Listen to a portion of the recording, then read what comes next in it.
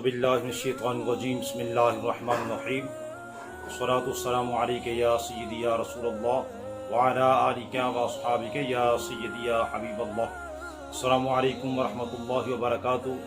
ناظرین، آج کا ہمارا ٹاپک ہے کہ وہ کون ہیں جن کو جنت کی خوشخبری بھی ملی اور کئی بار انہوں نے جنت خرید بھی لی۔ اللہ اکبر۔ ناظرین، آج کی جو گفتگو ہے انتہائی ایمان افروز گفتگو ہے، اور آج ہم سماعت کریں گے کہ وہ کون سی ایسی شخصیت ہے کہ جن کے لیے اللہ رب العالمین خالق کائنات کے پیارے محبوب صلی اللہ علیہ وسلم نے جنت کی خوشخبری بھی دی، اور انہوں نے کئی بار رسول کریم صلی اللہ علیہ وسلم کے دست مبارک سے جنت خرید بھی لی۔ ناظرین، وہ کون سی شخصیت ہیں؟ صحابی رسول، داماد رسول، خلیفۃ الرسول، امیر المومنین حضرت جناب سیدنا عثمان غنی رضی اللہ تعالی عنہ۔ آپ ہیں وہ کہ جنہوں نے جنت کی خوشخبریاں بھی سمیٹیں اور کئی بار رسول کریم صلی اللہ علیہ وسلم سے جنت خرید بھی لی۔ تو آئیے ہم چلتے ہیں ٹاپک کی طرف۔ حضرت جناب سیدنا ابو موسیٰ اشعری رضی اللہ تعالیٰ عنہ وہ فرماتے ہیں کہ مدینہ المنورہ کے باغات میں سے ایک باغ میں میں رسول اللہ صلی اللہ علیہ وسلم کے ساتھ تھا، تو اس کی چار دیواری تھی، تو کسی نے آ کر دروازہ کھٹکھٹایا، تو میں نے عرض کی یا رسول اللہ صلی اللہ علیہ وسلم کوئی دروازے پر آیا ہے؟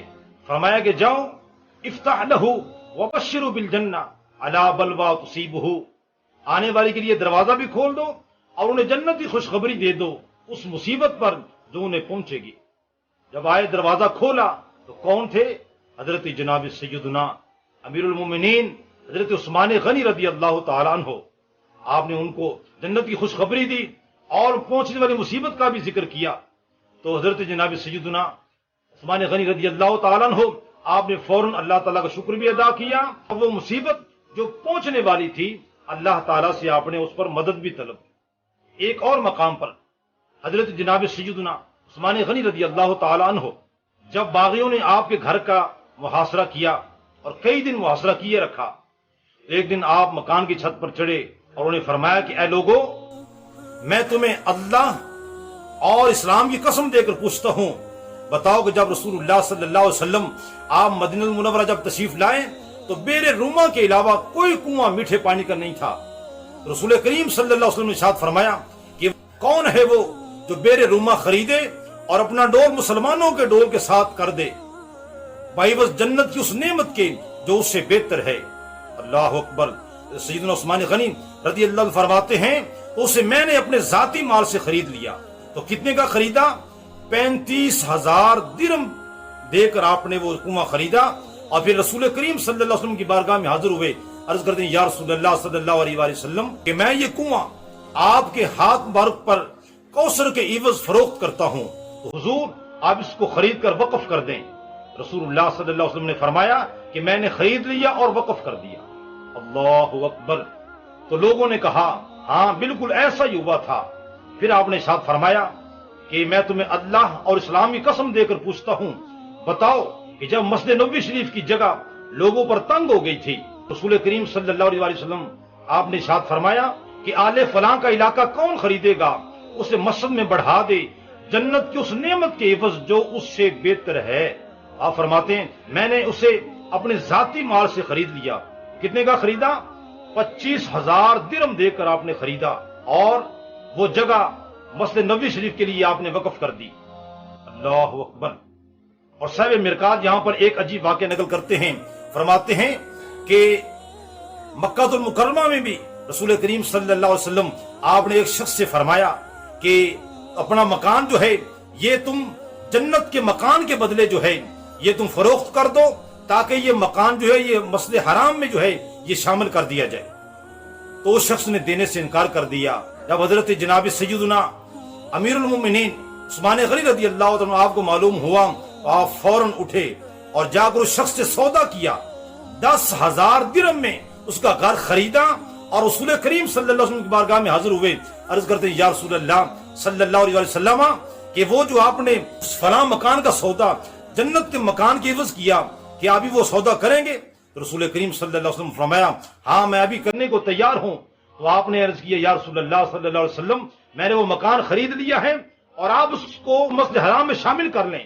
تو رسول کریم صلی اللہ علیہ وسلم آپ نے وہ مکان جنت کے مکان کے عوض خرید لیا اور مسلمانوں کو گواہ بنا کر فرمایا کہ گواہ رہنا میں عثمان غنی رضی اللہ تعالیٰ عنہ کے لیے جنت کے مکان کا ضامن ہوں. اللہ اکبر. تو ناظرین اسی طرح حضرت علامہ اسماعیل حقی رحمۃ اللہ علیہ وہ فرماتے ہیں کہ مدینہ المنورہ میں ایک انصاری صحابی جو تھے ان کے گھر کے ساتھ ایک شخص کا گھر تھا جو بظاہر مسلمان ہی تھا لیکن حقیقت میں منافق تھا اور ابھی اس کا منافق پن ظاہر نہیں ہوا تھا. اس منافق کے گھر میں درخت لگا ہوا تھا کھجور کا اور پھلدار درخت تھا وہ، اور وہ انصاری صحابی کے گھر جھکا ہوا تھا اور وہ جب اس کا پھل گرتا وہ اٹھاتے اور جا کر اس جناب وہ شخص کے گھر میں جا دیا کرتے. اور ایک دن انہوں نے رسول کریم صلی اللہ علیہ وسلم کی بارگاہ میں عرض کی کہ یا رسول اللہ صلی اللہ علیہ وسلم کہ یہ معاملہ ہے. آپ نے اس شخص کو بلایا اور فرمایا کہ اے فلاں شخص اپنا یہ درخت جو ہے یہ جنت کے درخت کے عوض اس انصاری صحابی کو فروخت کر دو. تو اس شخص نے دینے سے انکار کر دیا. اس دن اس کی جو منافقت جو تھی وہ ظاہر ہو گئی کہ یہ شخص منافق ہے، اس نے اتنی بڑی آفر کو ٹھکرا دیا. تو جناب سیدنا امیر المومنین عثمان غنی رضی اللہ عنہ کو جب معلوم ہوا جا کر اس شخص سے سودا کیا اور اپنا ایک پورا باغ جو تھا وہ اس ایک درخت کے عوض میں اس کو دے دیا اور وہ درخت خریدا اور جا کر رسول کریم صلی اللہ علیہ وسلم کی بارگاہ میں حاضر ہوئے. عرض کرتے ہیں یا رسول اللہ صلی اللہ علیہ وسلم کہ آپ یہ درخت جو ہیں وہ مجھ سے جنت کے درخت کے عوض خرید لیں. تو رسول کریم صلی اللہ علیہ وسلم آپ نے وہ درخت جنت کے درخت کے عوض آپ نے خرید لیا اور اس انصاری صحابی کو دے دیا. اللہ اکبر. تو ناظرین کرام آپ نے سماعت کیا کئی بار انہوں نے جنت خرید بھی لی اور انہیں جنت کی خوشخبری بھی دی گئی. تو رب کعبہ کی عزت کی قسم ہے کتنی خوش نصیب وہ شخصیت ہے. اور پھر وہ تو خوش نصیب ہیں ہی صحیح، جنت کی خوشخبریاں لینے والے، جنت خریدنے والے، لیکن قربان جائیں کریم آقا علیہ السلام آپ کی شان اقدس پر کہ رب ذوالجلال نے کس طرح اپنی تمام نعمتوں کا مالک و مختار اپنے محبوب صلی اللہ علیہ وسلم کو بنا دیا ہے. جس کو چاہیں جنت کے درخت بیچ دیں، جس کو چاہیں جنت کا گھر فروخت کر دیں اور جس سے چاہیں اسے جنت ہی فروخت کر دیں. اللہ اکبر. تو ناظرین کرام دعا کرتا ہوں اللہ تعالی ہمیں کریم آقا علیہ الصلوۃ والسلام آپ کی سنتوں پر بقیہ زندگی بسر کرنے کی توفیق عطا فرمائے. آمین ثم آمین. وآخر دعوانا الحمدللہ رب العالمین.